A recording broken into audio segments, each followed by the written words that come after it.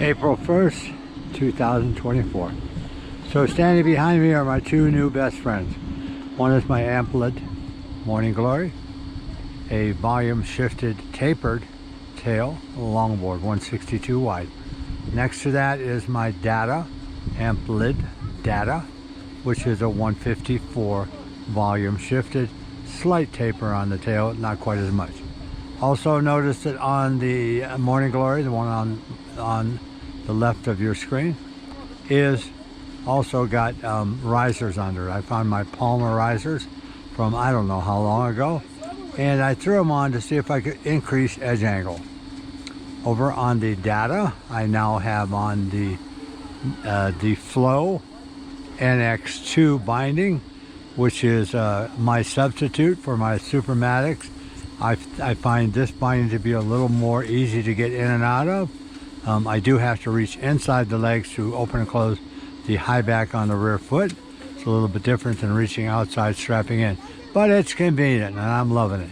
So the other thing about the Flow binding is the footprint on it is about 9 inches.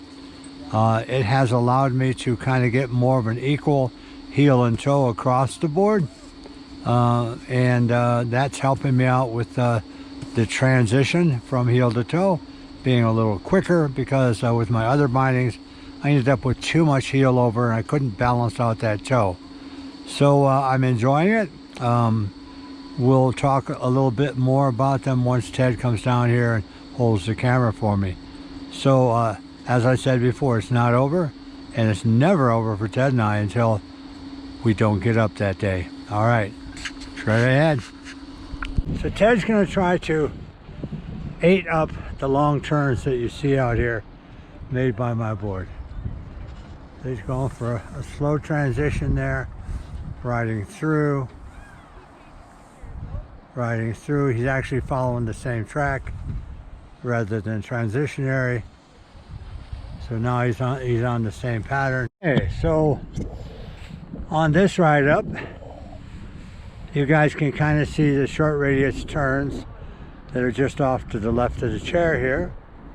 And you'll see some interdiction at transition points a little further up. Kind of hard to see in the blended area here, but let me see, I'll count for you. 1 1000, 2 1000, 3 1000, 4 1000.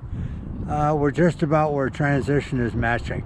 You can see where somebody transferred in there from heel to toe, like a little fish there with a tail behind him. And in the track here, you can see our matching to some degree here inside the tractor lines laid by the machine. So we're trying to match up rhythm and turns here. It's a good way for you guys to improve. Have one rider go down, make a certain size turns, have the second rider go down, and try to match those turns up. So again, it's another way for you to improve your riding.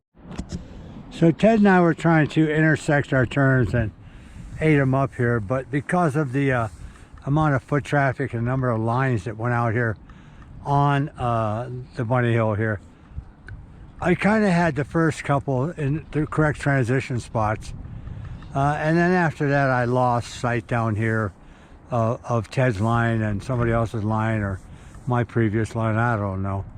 But anyhow, all we were trying to do is use each other's turn shape for transition and turns, that's all. Ride with another guy, matching him up by aiding up the tracks at the point of transition instead of following that line that was created by the first rider. So we're going to try it again. I'm going to set a line in this groomer tracks here for Ted to follow, and we'll see if it doesn't show up a little better. You're on.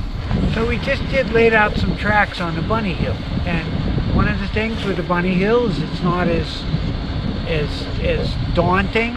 So we come down and you can try to do whatever you do. So the first set was a little wider set of turns. I'm trying to match Jim's. I'm off time, I can't see him, you know. Then we do another set and it's like, oh, okay. So we did a closer set of turns, try to keep the timing a little better, and I ended up smearing some of Jim's turns. And then the last one, we came down, ride it quick as possible, quick turns, and I got more 8 on it. So all of that is a progression from long radius turn, smaller, and then tighter. In the fall line. So what did you personally get out of it, if anything? I got hotter. You got hotter. Okay. It's warm out. Yeah.